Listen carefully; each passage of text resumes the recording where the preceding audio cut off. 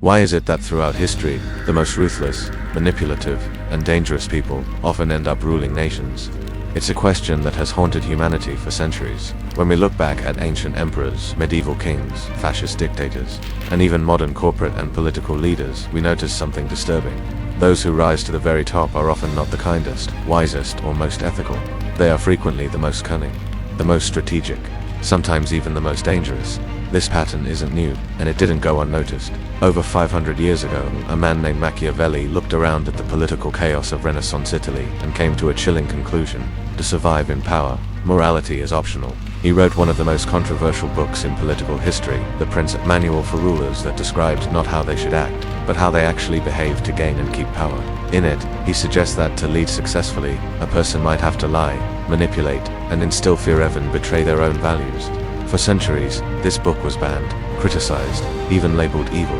But was Machiavelli wrong, or was he simply too honest? In today's world where populist leaders dominate headlines, corporations shape governments, and misinformation travels faster than truth it seems, Machiavelli's observations are more relevant than ever. This video is not just about history, it's about now. It's about why the game of power is tilted in favor of the dangerous, and why those who crave control are often the ones we fear the most. Over the next 4 chapters, we'll explore what kind of people crave power the most and why. What Machiavelli truly meant when he said it is better to be feared than loved.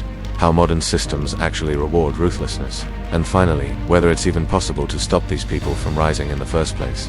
If you've ever wondered why the world seems to always fall into the hands of the wrong people, or how we might prevent history from repeating itself, then this might be the most important video you'll watch this year. Because as Machiavelli warned us, the promise given was a necessity of the past. The word broken is a necessity of the present. Let's begin. Power is intoxicating. It can build nations or burn them to the ground. But not everyone is drawn to power in the same way. Some avoid it, others chase it like a drug. So the question is, what kind of person desires power the most, and why are they often the most dangerous? To understand this, we have to turn to psychology. Specifically, the dark triad, a set of 3 personality traits that consistently show up in people who rise to positions of power. Narcissists believe they are inherently superior. They crave admiration, demand loyalty, and react aggressively when criticized. But this isn't just about vanity. Narcissism fuels ambition. When someone believes they are destined for greatness, they will pursue power with relentless focus. They feel entitled to it. Throughout history, we've seen this again and again. Leaders who rewrite history to glorify themselves, who install statues of their own image in every town square, who surround themselves with yes-men and silence all dissent. From emperors to CEOs, narcissism thrives in the spotlight. But it comes with a cost. Narcissists are often blind to criticism, unable to take responsibility, and more focused on their image than the truth. And when their power is threatened, they don't back down, they lash out. This is where Machiavelli's own name enters the story. Machiavellianism refers to people who manipulate others for personal gain. They believe the ends always justify the means. They don't care if they lie, cheat, or betray. What matters is the result. These individuals are calculated. They study people's weaknesses. They charm when it benefits them, and they stab you in the back when you least expect it. In leadership, this makes them extremely dangerous because they can hide their true intentions behind charisma and false promises. They might smile in front of the camera and tear democracy apart behind the scenes. Not all psychopaths are violent, but they do share a common trait: a lack of empathy. They can make cold decisions without remorse. If 1,000 people have to suffer for one victory, they'll accept that trade. To them, people are tools to be used or discarded. Psychopaths are also highly resistant to stress. In crisis situations, they remain calm and calculated. While others panic, they take control. This trait can be useful in leadership, but without empathy, it turns deadly. When leaders can't feel guilt, they can justify anything. Here's the scary part.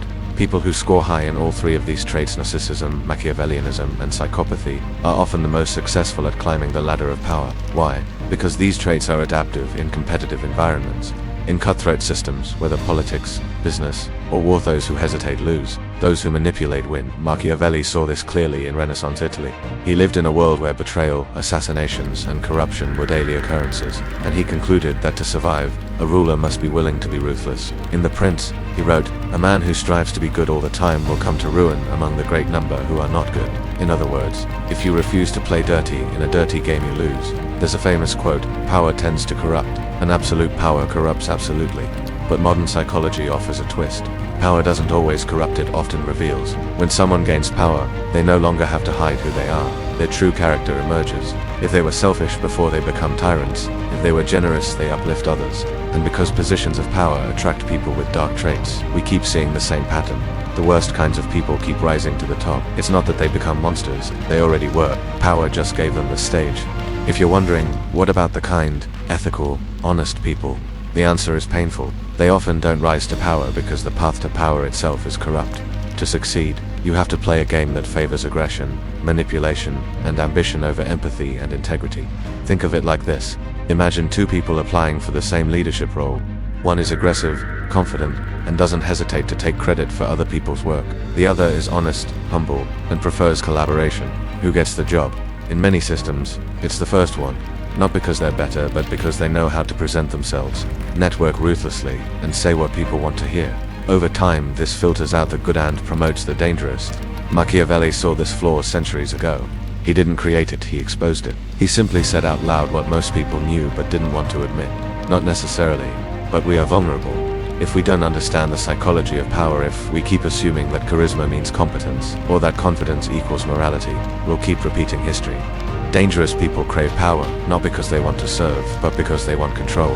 They don't see leadership as a responsibility, they see it as a weapon. And unless we start recognizing the signs early by questioning motives, analyzing behavior, and watching for manipulation, we'll keep handing them the keys. Machiavelli didn't write fairy tales, he wrote survival manuals. His most famous work, The Prince, wasn't a guide for the good-hearted, was a brutal, unsentimental look at how power actually works.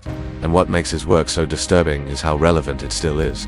Machiavelli didn't believe rulers should be kind. He believed they should be effective. He didn't ask, is this right? He asked, will this work? Let's break down his most powerful land-chilling ideas that explain why dangerous people always seem to win. Probably Machiavelli's most famous line, but people often misunderstand it. He didn't say leaders should be cruel, he said they should be strategic. Love is unpredictable. It depends on the loyalty of others. But fear is consistent. People might want to betray someone they love, but they won't betray someone they fear. In Machiavelli's time, betrayal was common. Alliances were fragile. Kings were overthrown overnight. To survive, a ruler had to make sure people feared the consequences of rebellion more than they hoped for reward. This idea continues today. Many authoritarian leaders don't inspire love, but they survive through fear. Fear of punishment, fear of exile, fear of death. And it works, because fear keeps people quiet even when their hearts are screaming. This is where it gets truly Machiavellian. Machiavelli believed that a successful ruler didn't need to be good, but he had to look good. If you appear honest, just, and noble, people will follow you, even if, behind the scenes, you're manipulative and ruthless. This creates a mask, a public persona that hides the private truth. It's the smiling politician who speaks of peace while planning war. It's the CEO who donates to charity while exploiting workers. It's the leader who hugs children on camera but signs death warrants in secret. Machiavelli argued that the masses are easily deceived. They see the image, not the reality. And dangerous people, smart ones, use this to their advantage. They build entire careers on optics. If there's one line that captures Machiavelli's philosophy, it's this. In his view, morality was a luxury. Survival was the goal. If lying, betraying, or even killing led to peace and stability, so be it. This idea is controversial. It challenges everything we teach about ethics. But it explains why dangerous people rise to power. Because they're willing to do what others want to. While moral leaders hesitate, immoral ones act. While ethical leaders debate, opportunists take control. History rewards action, not intention. Machiavelli didn't just advocate manipulation. He celebrated calculated risk. He believed that power is often a result of timing and courage. Those who wait for the perfect moment rarely achieve greatness. Those who act boldly, confidently, often seize control. He used the metaphor of fortune as a woman who favors the daring. This helps explain why dangerous people rise. They don't second-guess themselves. They don't ask for permission. They move fast, take risks, and grab power before others even notice what's happening. In the modern world, this looks like aggressive political campaigns, media takeovers, coups, and viral influence strategies. Boldness beats caution, especially in chaotic times. Brutal but real. Machiavelli argued that a ruler should break promises if keeping them would harm his power. In fact, he said rulers must know how to lie. Why? Because others will lie too. If you re the only honest person in a room full of manipulators, you'll be eaten alive. So, a smart leader plays the game, makes alliances when useful, breaks them when necessary. This cold pragmatism is still alive today. Leaders make public pledges they never intend to keep. Companies promise ethics while dodging regulations. Trust becomes a tool, not a value. And people who can fake trust the best, they rise the fastest. You might wonder, how is this possible? Haven't we evolved beyond this? Sadly, no. Machiavelli's principles still thrive because human psychology hasn't changed much. We still respond to fear. We still fall for charisma. We still trust appearances. And we still reward bold action over thoughtful hesitation. Social media has only amplified this. Now, dangerous people don't need armies, they just need influence. They use headlines, algorithms, and carefully curated images to craft their public mask. They manipulate perceptions with ease. Machiavelli predicted this. Not the technology, but the strategy. Machiavelli wasn't against goodness. He simply didn't believe it could survive alone. In his view, a good leader who refuses to deceive, punish, or adapt is doomed. Kindness without strength is weakness. And this is the tragedy. Good people, who care deeply, often walk away from power because they don't want to compromise their values. Meanwhile, the power-hungry do whatever it takes and win. Machiavelli didn't celebrate this, he just accepted it. He wrote The Prince not to praise tyranny but to tell the truth as he saw it. That's the dangerous question. If the world rewards manipulation, should we all become manipulators?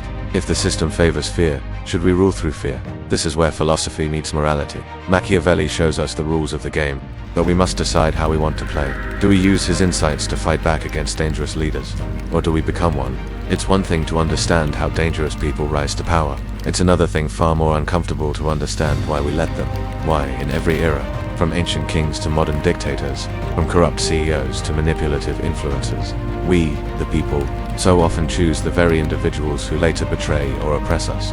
Machiavelli explained how dangerous people behave, but to complete the picture, we must examine ourselves. Let's dive into the psychology, sociology, and history behind our collective tendency to empower the very people who are most likely to misuse that power.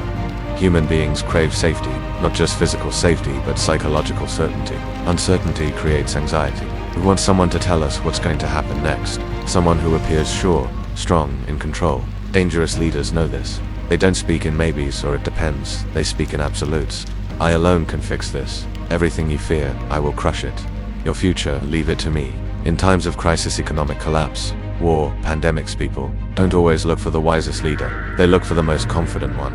And dangerous people are almost always confident, not because they have the best solutions, but because they lack the self-doubt that plagues more thoughtful minds. We often confuse cruelty for strength. Think about it. When a leader is loud, harsh, or punishing, some people feel protected. It feels like that leader is tough, unafraid to make the hard decisions. Machiavelli knew this. He wrote that sometimes a ruler must perform acts of cruelty to appear strong even if those actions are morally questionable. History proves the point. From ancient emperors who staged public executions, to modern politicians who demonize minorities' displays of dominance are mistaken for leadership. But real strength is often quiet. It's patience, empathy, integrity. Unfortunately, these don't look strong on camera, so we don't vote for them.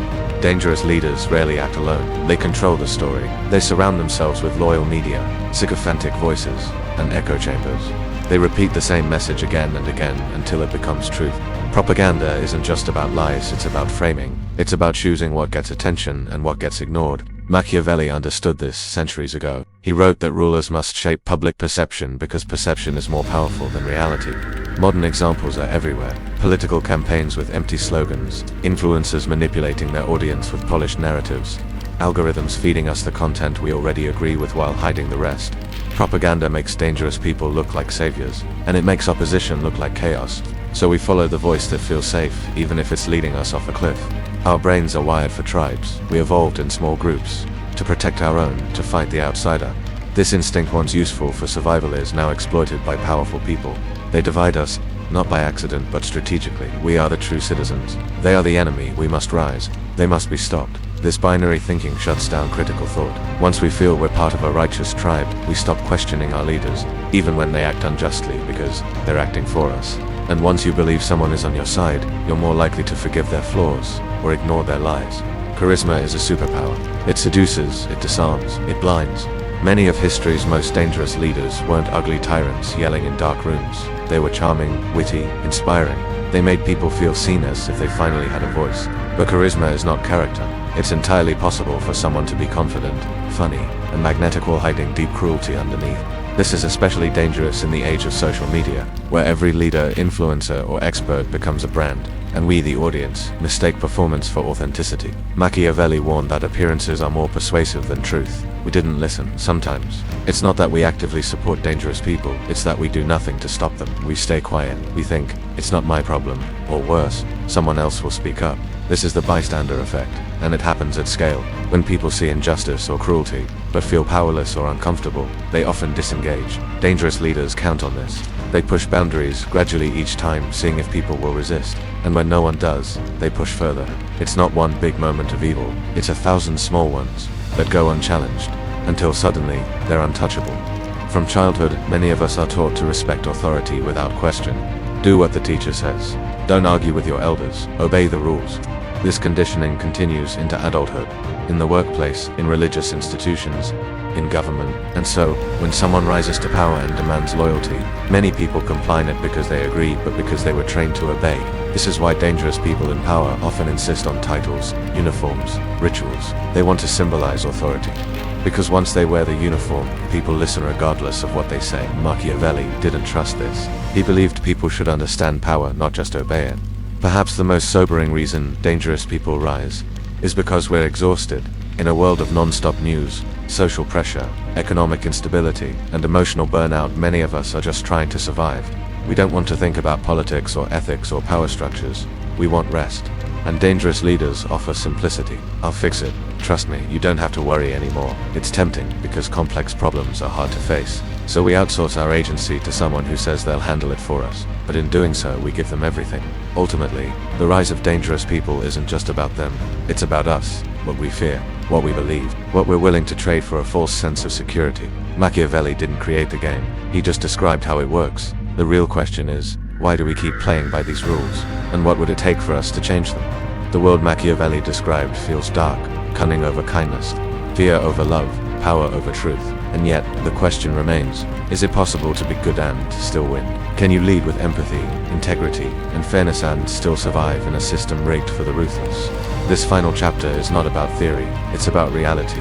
Let's explore how goodness can exist and even succeed in a world where power so often rewards the worst in us. Let's be honest, people often say, nice guys finish last, and there's a reason for that belief. Being nice is often confused with being passive, naive, or weak. Goodness, in this view, is soft. It doesn't fight back, it turns the other cheek, forever. But this version of goodness is incomplete. Real goodness isn't about being liked, it's about doing what's right, especially when it's hard. Machiavelli mocked the idea of the purely virtuous ruler. He believed the world was too corrupt for goodness to survive on its own. But there's a difference between being good and being unprepared. The real path forward is not to abandon goodness, but to armor it. Here's a radical idea. What if good people learned to play the game of power without losing their soul? That's what ethical strategy is. It means you understand manipulation, but don't use it. You see through deception, so you're not deceived. You know how power works, so you don't fear it. This isn't weakness, it's wisdom. Some of the most powerful changemakers in history were masters of this. Nelson Mandela used forgiveness strategically to unite a divided nation. Martin Luther King Jr. understood media optics and timed protests for maximum impact. Malala Yousafzai turned a personal tragedy into a global platform for education. They weren't passive, they were powerful because their goodness was informed. One of the greatest weapons of dangerous people is secrecy. They hide agendas, rewrite facts, divide people behind closed doors. So what's the counter? Transparency. Good people can weaponize truth openly, loudly, and consistently. Sharing data, making decisions in public, owning mistakes before they're exposed. Transparency doesn't just build trust, it disarms manipulators, because the more open you are, the harder it is for others to twist your narrative. In Machiavellian systems, sunlight is a weapon. We often look for saviors, one good leader to fix everything, but true change doesn't come from one person. It comes from systems that outlast them. Good people win when they create structures that resist corruption. Fair laws, independent media, community organizations, whistleblower protections. Machiavelli believed systems were just tools of control, but modern thinkers argue, systems can also protect the people from the people in power. Want to see goodness thrive? Build structures that don't rely on heroism to function. If we want good people to win, we need to redefine what strong leadership actually means. Because for too long, strength has meant domination, loudness, control, command. But what if strength looked like admitting you don't have all the answers, listening instead of shouting, changing your mind when you learn new information? We must teach people, especially young people, that vulnerability is not weakness. It's emotional intelligence. It's leadership maturity. Until we change what we respect, we will keep empowering the wrong people. Evil wins quickly. It cuts corners. It uses fear. It lies. Goodness takes longer. It builds trust. It tells the truth. It grows slowly, but it lasts. Think of it like a tree. It doesn't shoot up overnight like a weed. It roots deep, grows strong, and weathers every storm. Yes, dangerous people rise fast, but they also fall hard. Good people rise slower but often build what lasts beyond them. The key is not to give up too soon. One of the most powerful tools dangerous people use is cynicism. They want you to believe everyone's corrupt, goodness is fake, why bother trying? Because once you believe no one is trustworthy, you stop looking for real leadership. You disengage, and that leaves more space for them. So resisting cynicism is an act of rebellion. It means choosing to believe in integrity, truth, change, not blindly, but intelligently. To change the game, we need more than strategy, we need vision. Machiavelli described the world as it is. But what if we imagined the world as it could be? This is what philosophers call the moral imagination, the ability to picture a better future and then work to make it real. Without this, we fall into survival mode.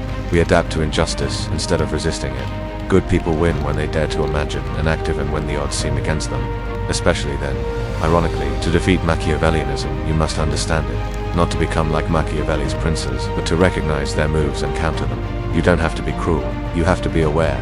You don't have to manipulate, you have to observe. You don't have to play dirty, you have to play smart. Because in the end, Machiavelli didn't say evil always wins. He said power rewards those who understand how the world works.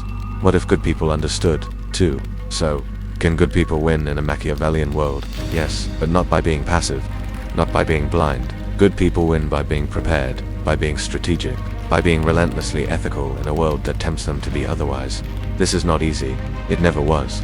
But if history has taught us anything, is that some of the most lasting, powerful, and transformative forces in the world have come from those who refused to give up their humanity to gain power. Instead, they used their humanity to redefine what power could be. That is how good people win. If this video challenged the way you think about power, leadership, and morality, don't let it end here. Comment below. Can good people truly lead without becoming corrupt? I'd love to hear your thoughts. And if you want to explore more deep ideas like this, where philosophy meets reality, make sure to subscribe to the channel.